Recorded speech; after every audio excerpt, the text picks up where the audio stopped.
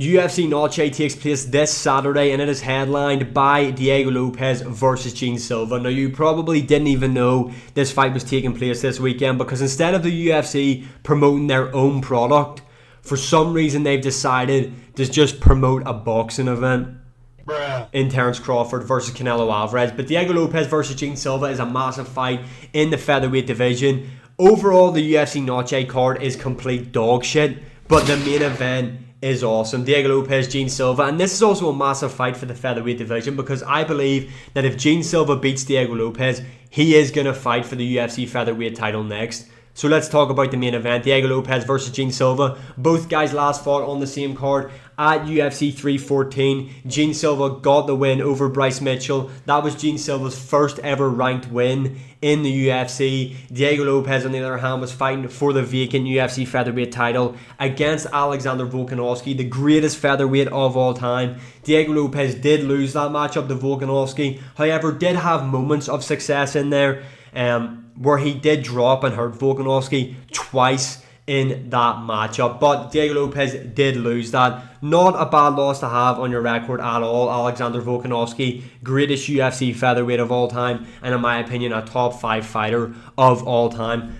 So let's look at both guys' resumes at the minute. Diego Lopes by far has beaten and competed against the better levels of opposition. He's been in there with Volkanovski, Movsar Evloev, Brian Ortega. He's been in there with Dan Ige. Sadiq Youssef was ranked at the time as well when Diego Lopes absolutely flatlined him in the first round of UFC 300. Where Gene Silva, on the other hand, his only two notable wins are Bryce Mitchell, who was ranked at the time, and Drew Dober, who is a pretty good unranked UFC lightweight. And that's the thing, Gene Silva did move up and fight Drew Dober in the lightweight division. But yet this is a massive jump up in competition for Gene Silva. When you look at the stats, Diego Lopes has all of the physical advantages in there against Gene Silva. He's 5'11", Gene Silva's 5'7". Lopes has the reach in terms of arm reach and leg reach as well. But with all that being said, I think Gene Silva is going to knock out Diego Lopes. Now, Diego Lopes hasn't been knocked out since 2018. That was his last stoppage loss. That was ages ago. Gene Silva is undefeated in the UFC, but he isn't unbeaten overall in his MMA career. His last loss came in 2018 as well. Both of Gene Silva's losses have came by way of decision. Now, Diego Lopes has 10 KO/TKO wins and 12 submissions. Gene Silva has 12 wins by KO/TKO and 3 submission wins. So both guys are out and out finishers.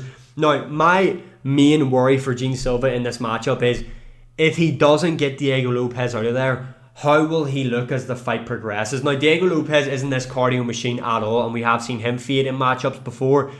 But we know Diego Lopes is tried and tested in 5-round fights. We've seen him go 5 rounds most recently against one of the all-time greats in Volkanovski. And yes, he didn't win that matchup, but he kept up a good pace throughout the fight in there. And he hurt Volkanovski late on in the fight as well, which people don't talk about. But let's talk about why I'm picking Gene Silva to win this matchup. A couple of things. Both guys, now, Diego Lopes at face value, when you look at the stats, he looks like he has a better ground game than Gene Silva. And Diego Lopes is a submission threat. But Diego Lopes isn't the type of guy to go out there and shoot for a takedown and look to wrestle heavy with you. That's not a part of his game. Gene Silva, I thought grappling was a bit of a weakness in his game. But then we've seen him be able to outsmart and just out-grapple and submit Bryce Mitchell, who is a very talented wrestler in the UFC. Gene Silva passed that grappling test with flying colours. Sheamus' teammate Mauricio Huffy has zero fucking grappling ability, but Gene Silva passed that test. So this fight's going to take place on the feet. Both guys are very heavy-handed, and with Diego Lopes having the reach advantage and the height advantage over Gene Silva, and he has a very nasty rear uppercut. Look at the Sadiq Youssef matchup, and he even caught Volkanovski with it as well. I could see that being a tool that Diego Lopes uses in there against Gene Silva, especially when he's able to get that lead hand on the back head and kind of pull him into that punch. It's a devastating thing that Diego Lopes has in his arsenal. He's got a powerful right hand as well, and he does have a nasty left hook. He also has really good calf kicks. However, Gene Silva is the much more polished and much more technical striker in there. And Diego Lopes defensively is not the most sound striker in there. The guy leaves his chin up in the air. I can really see Gene Silva being able to come over the top of a lot of Diego Lopes' shots with an overhand right and just landing constantly on Diego Lopes with his chin up in the air. Diego Lopes is pretty much begging to be knocked out in there, and we've seen Volkanovski being able to capitalize on coming over the top of Diego Lopes' shots in their matchup. By no means am I saying Gene Silva is the level of striker of Volkanovski. I'm just saying it's a weakness in Diego Lopes' game that I do think Gene Silva will be able to capitalize on. And Gene Silva hits like a fucking truck. And not only do we know he hits hard in the featherweight division, we know his power translates. He beat the living fuck out of Drew Dober. He stopped Drew Dober. Now, did he knock Drew Dober out? No.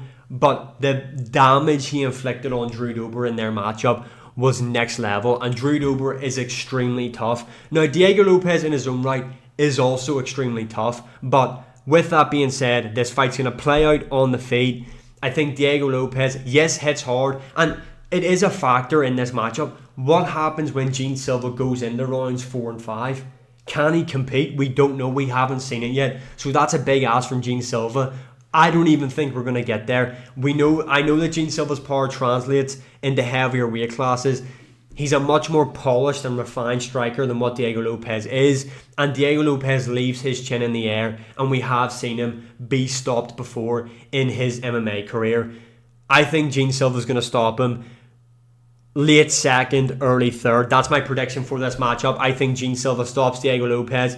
And if Gene Silva comes out of this fight unscathed, I think he jumps the queue over Lerone Murphy, to be honest. I know Volk called out Lerone Murphy.